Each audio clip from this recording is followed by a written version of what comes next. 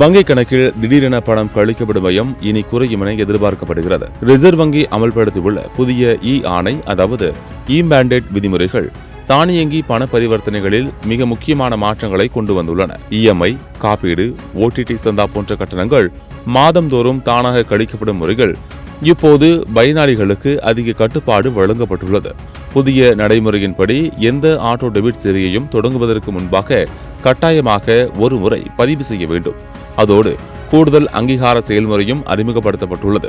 இதன் மூலம் பயனாளியின் அனுமதி இல்லாமல் எந்த நிறுவனமும் பணத்தை கழிக்க முடியாது என்பதில் உறுதி கிடைக்கிறது.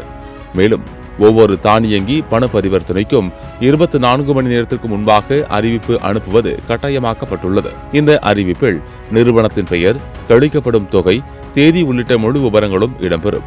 இதில் ஏதேனும் தவறு அல்லது சந்தேகம் இருந்தால் பயனாளர் உடனடியாக அந்த பரிவர்த்தனையை நிறுத்திக் கொள்ளலாம். அத்துடன் ரூபாய் 15,000 வரை உள்ள தானியங்கி பரிவர்த்தனைகளுக்கு ஓடிபி தேவையில்லை என்று நிர்ணயிக்கப்பட்டுள்ளது.